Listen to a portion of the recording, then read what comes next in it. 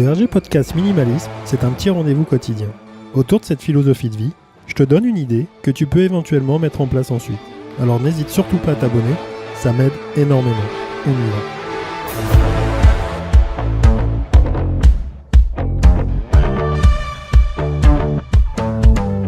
Le RG Minimalisme, le RG Podcast Minimalisme, 5 minutes pour trouver quelques idées.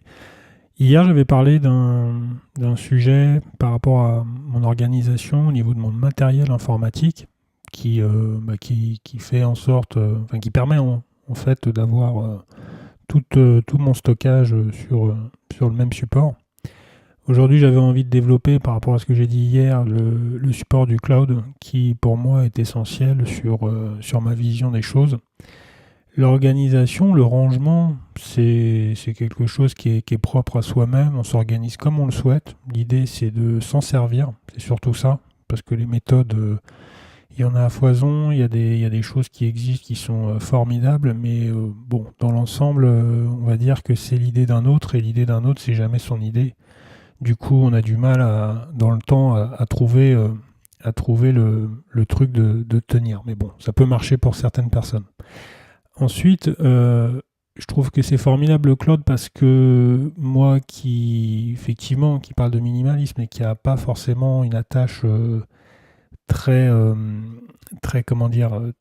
dure avec les objets, j'ai pas la nécessité de me dire il faut absolument que je garde ce matériel. Cet objet-là, je l'ai voulu, je l'ai étudié, j'ai regardé, j'ai vu sa qualité, donc je suis content de l'avoir. Maintenant, c'est pas une nécessité, c'est-à-dire que si je dois me débarrasser d'à peu près tout, c'est pas quelque chose de gênant. Dans le cloud, ce qui est très intéressant, c'est que tu dématérialises à peu près tout. C'est-à-dire qu'il y a des applications qui existent, du style Evernote par exemple, ou des serveurs qui permettent de stocker davantage. Alors je pense au cloud d'Apple parce que mon matériel étant Apple, je reste sur cette logique-là. Mais on a Gmail, on a les services de téléphonie qui nous proposent aussi des adresses mail avec des gigaoctets de stockage. Et on s'aperçoit que tous nos papiers, tout ce qu'on a besoin de garder, et de plus en plus, c'est dématérialisé. On nous envoie nos factures, etc. par mail.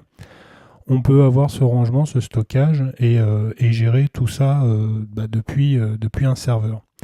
Ce qui permet derrière de limiter en fait nos propres objets matériels et ce qui permet de se dire que si mon téléphone, ma tablette où je dois partir en urgence et retrouver mon matériel, je le retrouverai, c'est-à-dire que je retrouverai, quand je parle de mon matériel, je parle de ce que j'ai besoin pour avancer, mes papiers, ce que j'ai pu conserver, le travail que j'ai pu faire, etc.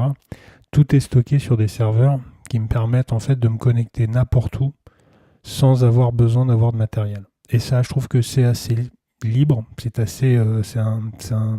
ça permet quand même d'avoir ce côté hyper libre, hyper flexible et pas forcément, alors faire attention à ses objets, c'est toujours bien, mais pas forcément avoir ce côté de se dire il va falloir que je refasse tout depuis le début parce que, je sais pas, j'ai un disque dur qui a planté, on m'a volé quelque chose et de plus en plus, toutes ces applications et tous ces serveurs sont assez ludiques dans le sens où on retrouve un environnement qui ressemble à notre bureau. Donc c'est un bureau virtuel et ça, je trouve que c'est une super avancée quand on aime bien la technique, quand on aime bien un peu l'évolution.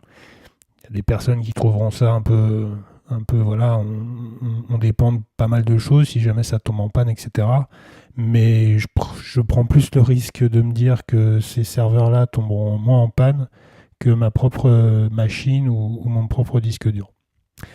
Donc pour les disques, pour les rangements, pour les autres choses, je te laisse regarder ce qui est possible de faire en organisation. Encore une fois, c'est assez simple. Le but du jeu, c'est d'essayer d'avoir quelque chose où tu te retrouves.